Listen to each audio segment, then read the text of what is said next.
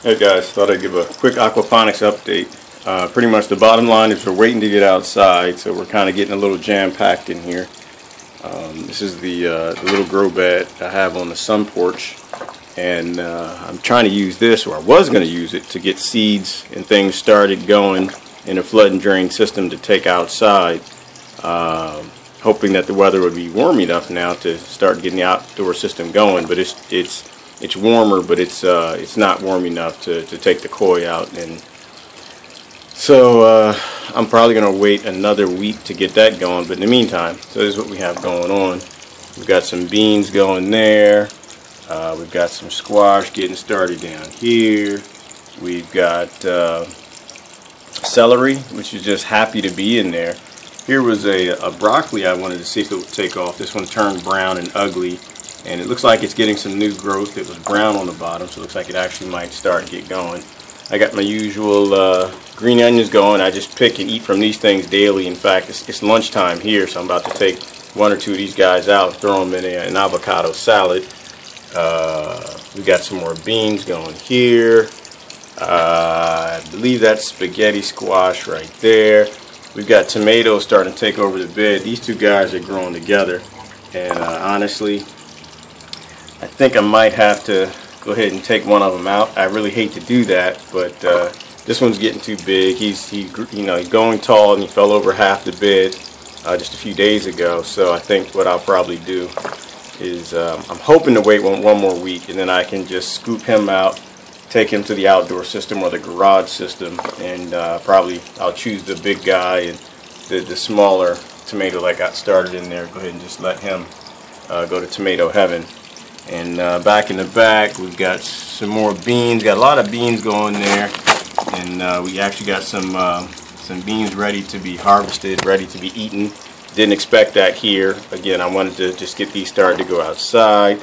We got some more tomatoes down here. Some are red Siberian, some are purple Cherokee.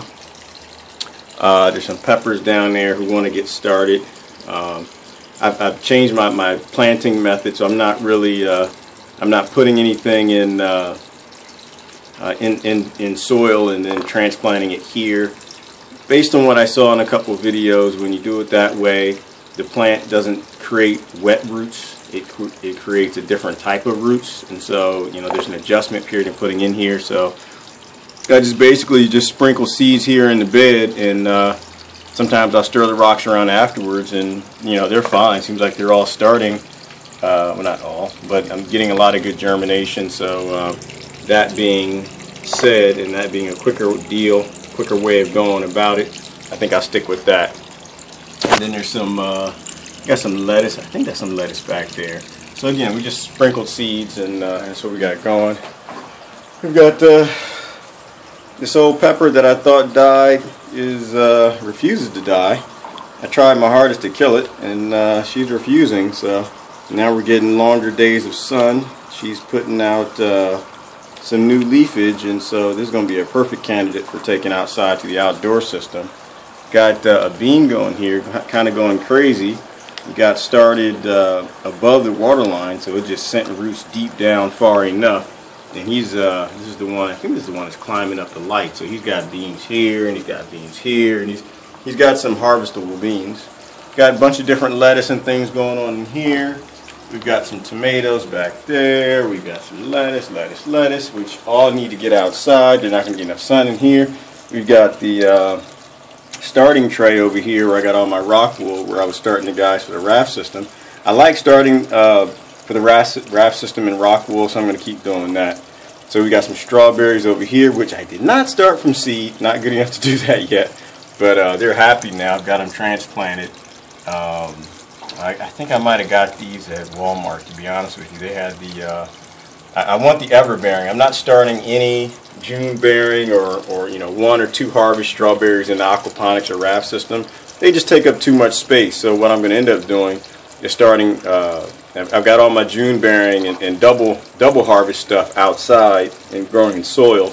The stuff in the raft system and the grow beds, I need it to be ever-bearing. I want it to continually produce, and so these guys are quinoals, I believe it's pronounced. So I got these guys going in here. There's a bunch of different lettuce started. I think I started some basil down in here, and I think I started some peppers in here somewhere, but I can't find them. We got some other things getting ready to get started. I got some other things that just molded and didn't go anywhere. So, you know, again, I'm new to starting stuff in rock wool. I was actually just starting them in different media, kind of doing some experiments. And some of the seeds just might have been bad, and they just didn't take off, and they rotted. I, on occasion, would put 2 in a, you know, 1 cube of rock wool, and other times I would put I'd put 1. So anyway, that's what we have going in the sun porch system. Now in the garage system, again, I don't know if I mentioned it, but basically I put the garage door up and put a piece of plastic in there, and so there's a and to be honest, I think that's that Home Depot 6mm plastic, which is just the horrible light. I think it lets through 50% light, which I meant to bring down by now. That was just a heavy cover for the winter. Now I want to take that down and put down. I got some 6mm stuff, so when I get a chance, I've just been way too busy doing other stuff around the garden. I'm going to go ahead and take that down and put up the 0.4mm, I think is what I got ready to go up there. Not the great greenhouse plastic, but the cheap dollar store stuff. But we're going to see how that does. It's only $1 and it lets through enough light. I really don't need it to block anything in terms of temperature. Now the garage temperature is very stable, and when it's only 40 degrees at night, the koi pond keeps the whole garage warm, so I'm not worried about that. So anyways, out here we got some celery going. We've got some green onion going, and to be honest with you, they look terrible. They look really small. I'm not sure if these are the guys that started from seed or if they're the ones who started from planting the roots. I believe those are the ones that start from seed, so they look terrible. But there are a few more over here. And then I got some that look, they look okay. They're almost harvest size, so I think those guys, I might eat that guy. I did a couple of those today. The rest kind of dried out. We ran into some issues with the drain on the bell siphon. I got fixed, and that was a great thing. I put the monitoring stuff in. Otherwise, I really wouldn't have known there was much of an issue. So now that the bed's draining and flooding how it's supposed to, we should be happier. Got some more Kino strawberries over there. They're happy. Got a really ugly pepper here, which don't know what happened to her, but I planted that one from seed. I don't think she's gonna make it. Planted this one from seed. I don't think she's gonna make it. I don't think they're getting enough light through the 6mm plastic, so not gonna do that next year. I'm gonna get the greenhouse plastic for the door. Got some peppers that actually I just need to totally pull out. Like these guys, they're just totally gone. They didn't survive the whole winter, so there just wasn't enough light in here. And here I got a stink bug, and no, I'm not growing him, and I'm not raising him, not harvesting that sucker either. That's just part of the fun and joy of being in Pennsylvania. We've got all these daggone stink bugs. I'm not even sure if they're a beneficial or bad insect for the garden, or just insignificant, or just a neutral contributor. But anyway, if one of you guys know, let me know, or gals, I'd appreciate it. Here I got the avocado, who's just going crazy, which is pretty amazing. The avocado, he just doesn't care. You guys gotta excuse me, we got someone outside, one of the neighbors having a little fun with his truck. But anyway, avocado's going great. It's not as green and beautiful and lush as I would like as the ones outside. And I think that's probably because it's only getting that 50% or 40% sunlight. So, but even with that, it's by far the best thing going in this bed. She's just happy as can be. Looks like from the rock part down in the rock bed up to the new growth sections, about 9 or 10 inches. So she's gained maybe 2 inches in the last month since I put the garage door up and just left the plastic out and going. So she doesn't care. They got a little dry in here for a while when the bell siphon got a little wonky, and just doesn't care. She's rolling, and I know when I get this one outside in the outdoor system, it's going to take off like gangbusters. The only thing I have to sort out is how to hardy this guy off, and I think what I might do is just take the plastic down for an hour one day, and 2 hours the next day, or 3 or 4 hours the next day, and kind of hardy it off that way in terms of sun. But anyway, raft system, nothing really going on. This is just pretty dead for the moment.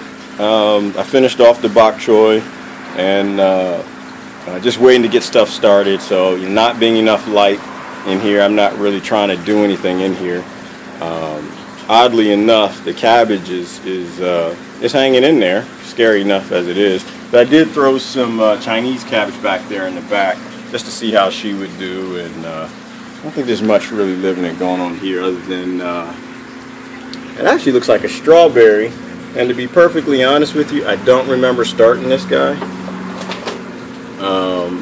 but it looks like it might. It's got some really interesting looking roots. I'm not sure what's going on there, but anyway, so nothing really to report in the raft system. Not doing much out here with that. I think there's just some tomatoes and some other things I just left out here just to try to see when they started to respond well that I was going to bring more plants out here. So this is just right now just flooding water into the koi pond until it warms up and the sun comes out. Then we got the automated heater, which is doing great. I mentioned that in a couple other videos. There's basically there's a solar heater outside, and I've got it hooked up to our Arduino board in this automated solenoid, electronic solenoid. And what happens is whenever the temperature coming out of the raft system, which is here, this temperature sensor, whenever the raft system temperature is less than the inlet, the water inlet temperature, it turns the water on. If the outdoor sensor in the solar heater is warm enough and if there's enough light. So there's a lot of well, it's not a lot of code, but there's more code around than I wanted to do. We're kind of playing with this for a little while. I wanted to get a system that was really working well, automated as far as heating. So there are probably about 4 different temperature sensors involved and a light sensor. And basically, and there's another sensor I have in here for the temperature in the garage. And so what it basically does is when the water's hot outside, water's colder inside, it lets water in. If the inlet ever gets colder than the koi pond water, then it shuts it off. And so what that's been doing is doing all the koi pond heating for probably the past month or so. The koi love it. They're happy. They're eating an awful lot more now. The water's warmer. The frog, old Mortimer, disappeared. I don't know where he went. There's some stuff I was playing with, some hypertufa stuff, but so the koi are hungry, and they're whenever I come around, they're ready to eat. So one thing I was going to do though is I want to stop feeding them this stuff. I want to start feeding them food from the garden. So if you're doing this stuff for any sort of doomsday prep or economic hard times, or just to be self-sustainable at home, you don't want to feed your koi pellet food because pellets aren't always readily available. So what you want to do is feed them from the garden. So doing a little reading, I find that koi will eat your basil, they'll eat your watermelons, they'll eat grapes, they'll eat a couple different things, but the other thing is they're a very finicky eater though. Once they begin used to eating pellets, they're going to keep eating those pellets, and they're going to turn their nose up at other stuff initially. But what you're supposed to do is feed them the other food, your greens and things out of your gardens and your fruits and your vegetables with the pellet food, and you can start to wean them off of eating just pellets. So that's what I plan on doing. But anyway, that's just my update. Mostly working outside in the garden, in the greenhouse, and getting everything ready, getting stuff planted for the spring. But anyway, thought I'd show you guys around. Anyway, thanks for watching.